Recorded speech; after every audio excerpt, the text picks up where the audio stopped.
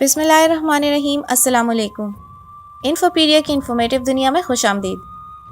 آج کی جدید میڈیکل ٹیکنالوجی کی کرشمات ہر کوئی اپنی آنکھوں سے دیکھ رہا ہے، جہاں میڈیکل ٹیکنالوجی میں ایسی دوائیں اور ایسے علاج دریافت ہو رہے ہیں کہ عقل دنگ رہ جاتی ہے۔ اچھی صحت ہر کوئی چاہتا ہے، چاہے میڈیکل ٹیکنالوجی جتنی بھی ایڈوانس ہو چکی ہو، کوئی بھی یہ نہیں چاہتا کہ وہ اس جدید ٹیکنالوجی کے سہارے پر رہ جائے۔ روزانہ خبروں میں، اخبارات میں، ہر جگہ خود کو صحت مند رکھنے کے فوائد دیکھنے اور سننے کو ملتے ہیں، جن پر لوگ عمل بھی کرتے ہیں۔ ایسی ہی ایک کتاب جو کہ انگریزی میں تھی اور اس میں بہترین زندگی کے 40 بہترین اصول درج تھے، اس پر نظر پڑی۔ کتاب میں کافی معلوماتی باتیں تھیں جس پر عمل کرنے کا شوق بھی ہوا۔ پھر کئی تفاسیر اور احادیث کا مطالعہ بھی شروع کیا تو پتہ چلا کہ یہ 40 اصول دنیا کے کسی طبی ادارے یا یورپ اور امریکہ کے کسی سیلف ہیلپ انسٹیٹیوٹ نے ڈیولپ نہیں کیے، بلکہ یہ تمام اصول ہمارے پیارے رسول حضرت محمد صلی اللہ علیہ وآلہ وسلم کی حیات طیبہ کا نچوڑ ہیں۔ یہ سیرت نبی صلی اللہ علیہ وآلہ وسلم سے اخذ کیے گئے ہیں۔ ہمارے رسول صلی اللہ علیہ وآلہ وسلم نے پوری زندگی اپنے صحابہ کو ان اصولوں کی ٹریننگ دی۔ آپ صلی اللہ علیہ وآلہ وسلم کے صحابہ کرام رضی اللہ تعالیٰ عنہ بہترین زندگی کے ان 40 بہترین اصولوں کی چلتی پھرتی تصویر تھے۔ یہ 40 اصول کیا ہیں؟ آپ وہ اصول اور ان اصولوں کی جدید سائنسی توجیہات ملاحظہ کیجیے۔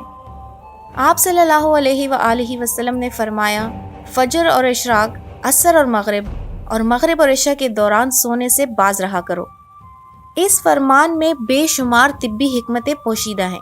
مثلاً آج میڈیکل سائنس نے ڈسکور کیا کہ کرۂ ارض پر فجر اور اشراق کے دوران آکسیجن کی مقدار سب سے زیادہ ہوتی ہے۔ اگر ہم اس وقت سو جائیں تو ہم اس آکسیجن سے محروم ہو جاتے ہیں اور یوں ہماری طبیعت میں بوجھل پن آ جاتا ہے۔ ہم آہستہ آہستہ چڑچڑے اور بیزار ہوتے جاتے ہیں۔ عصر سے مغرب اور مغرب سے عشاء کے درمیان بھی آکسیجن کم سے کم تر ہوتی چلی جاتی ہے۔ اگر ہم اس وقت بھی سو جائیں تو ہمارا جسم آکسیجن کی کمی کا شکار ہو جاتا ہے اور ہم 10 مہلک بیماریوں میں مبتلا ہو جاتے ہیں۔ دمہ بھی ان 10 بیماریوں میں شامل ہے۔ چنانچہ آپ یہ اوقات جاگ کر گزاریں، آپ پوری زندگی صحت مند رہیں گے۔ میرا تجربہ ہے کہ اگر ہم ان 3 اوقات میں واک کریں تو ہماری طبیعت میں بشاشیت آ جاتی ہے۔ آپ صلی اللہ علیہ وآلہ وسلم نے فرمایا، بدبودار اور گندے لوگوں کے ساتھ نہ بیٹھا کرو۔ یہ حکم بھی حکمت سے لبالب ہے۔ بدبو انسان کو ڈپریس کرتی ہے، جبکہ خوشبو ہماری توانائی میں اضافے کا باعث بنتی ہے۔ انسان اگر روزانہ 10 منٹ بدبودار اور گندے لوگوں میں بیٹھنا شروع کر دے تو یہ 20 دنوں میں ہی ڈپریشن کا شکار ہو جائے گا۔ ہمارے رسول صلی اللہ علیہ وآلہ وسلم نے ہمیں شاید اسی لیے بدبودار لوگوں سے پرہیز کا حکم دیا۔ آپ بھی یہ کر کے دیکھیں، آپ کا مزاج ہی بدل جائے گا۔ آپ صلی اللہ علیہ وآلہ وسلم نے فرمایا، ان لوگوں کے درمیان نہ سوئیں جو سونے سے قبل بری باتیں کرتے ہیں۔ یہ فرمان بھی حکمت کے عین مطابق ہے۔ آج سائنس نے ڈسکور کیا کہ نیند سے قبل ہماری آخری گفتگو ہمارے خوابوں کا موضوع ہوتی ہے اور یہ خواب ہمارے اگلے دن کا موڈ بھی طے کرتے ہیں۔ ہم اگر برا سن کر سوئیں گے تو ہم برے خواب دیکھیں گے اور ہمارے برے خواب ہمارے آنے والے دن کا موڈ بن جائیں گے۔ ہم خوابوں کے طے کردہ موڈ کے مطابق دن گزارتے ہیں۔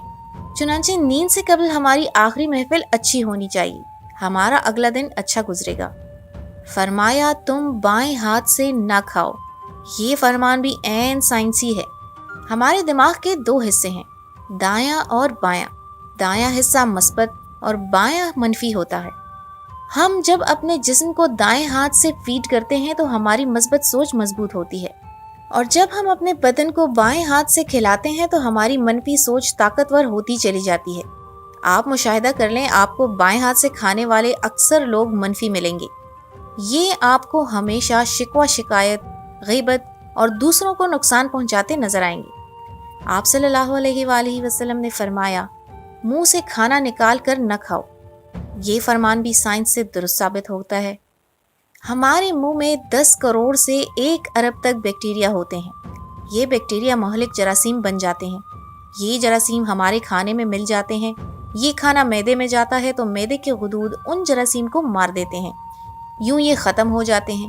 لیکن جب ہم جراثیم ملے کھانے کو منہ سے نکال لیتے ہیں تو ان جراثیم کو آکسیجن مل جاتی ہے۔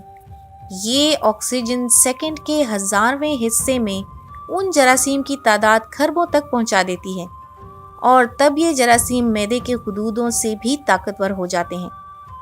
جب ہم منہ سے نکلنے والے لقمے کو دوبارہ منہ میں رکھتے ہیں تو یہ لقمہ معدے میں پہنچ کر زہر بن جاتا ہے، اور یہ زہر ہمارے پورے نظام ہضم کو تباہ کر دیتا ہے۔ آپ کو زندگی میں کبھی کوئی ایسا شخص صحت مند نہیں ملے گا جسے منہ سے لقمہ نکال کر کھانے کی عادت ہو، جبکہ آپ کو ہونٹ بھینچ کر اور آواز پیدا کیے بغیر کھانا کھانے والے ہمیشہ صحت مند ملیں گے۔ ہمارے رسول صلی اللہ علیہ وآلہ وسلم نے فرمایا، ہاتھ کے کڑاکے نہ نکالا کرو۔ سائنس کا کہنا ہے ہم میں سے جو لوگ انگلیوں کے کڑاکے نکالتے رہتے ہیں ان کے جوڑ کھلنا شروع ہو جاتے ہیں اور یہ جلد ارتھرائٹس کا شکار ہو جاتے ہیں۔ یہ جوڑوں کے درد کی شکایت بھی کرتے ہیں۔ آپ صلی اللہ علیہ وآلہ وسلم نے فرمایا، جوتا پہننے سے قبل اسے جھاڑ لیا کرو۔ ہماری زندگی کے عام واقعات میں کیڑے مکوڑے، بچھو، چھپکلیاں، چھوٹے سانپ اور بھیڑیں ہمارے جوتوں میں پناہ لے لیتی ہیں۔ ہمارے بچے بھی جوتوں میں کیل، کانٹے اور بلیڈ پھینک دیتے ہیں۔ چنانچہ جب ہم جوتا پہنتے ہیں تو ہمارے پاؤں زخمی ہو جاتے ہیں یا پھر ہمیں کیڑے مکوڑے کاٹ لیتے ہیں۔ لہٰذا جوتا پہننے سے قبل اسے جھاڑ لینا ہمیشہ فائدہ مند رہتا ہے۔ آپ صلی اللہ علیہ وآلہ وسلم نے فرمایا، نماز کے دوران آسمان کی طرف نہ دیکھو۔ یہ فرمان بھی درست ہے۔ آسمان میں ایک وسعت ہے، یہ وسعت ہمیشہ ہماری توجہ کھینچ لیتی ہے۔ ہم جب بھی آسمان کی طرف دیکھتے ہیں ہماری توجہ بڑھ جاتی ہے، ہمیں توجہ واپس لانے میں ٹھیک ٹھاک وقت لگتا ہے۔ نماز کے لیے یکسوئی درکار ہوتی ہے۔ جب ہم نماز کے دوران آسمان کی طرف دیکھتے ہیں تو ہم سجدے اور رکوع بھول جاتے ہیں، چنانچہ حکم دیا گیا نماز کے دوران آسمان کی طرف نہ دیکھو۔ یہ فارمولا تخلیقی کاموں کے لیے بھی اہم ہے۔ اگر لکھاری لکھتے، مصور تصویر بناتے اور موسیقار دھن بناتے ہوئے آسمان کی طرف دیکھ لے تو اس کا تسلسل ٹوٹ جاتا ہے، یہ اپنا کام مکمل نہیں کر پاتا۔ شاید یہی وجہ ہے کہ دنیا کا زیادہ تر تخلیقی کام بند کمروں میں مکمل ہوا، یہ کھلی فضا میں پروان نہیں چڑھا۔ آپ تخلیق کا آئیڈیا لینا چاہتے ہیں تو آپ کھلے آسمان کے نیچے کھلی فضا میں واک کریں، آپ آئیڈیاز سے مالا مال ہو جائیں گے۔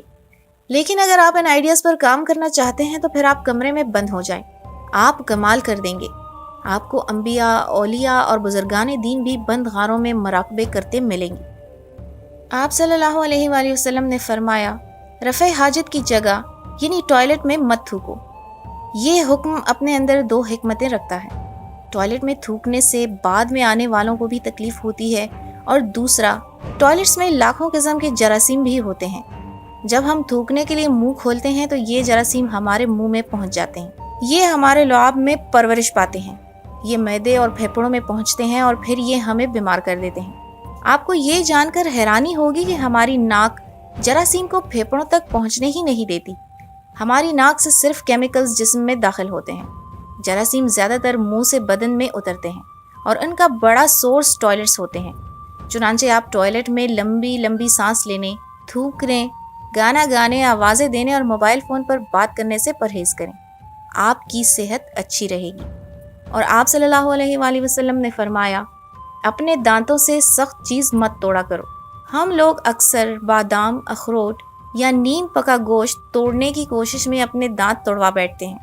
دانت ایکٹیو زندگی کا قیمتی ترین اثاثہ ہوتے ہیں۔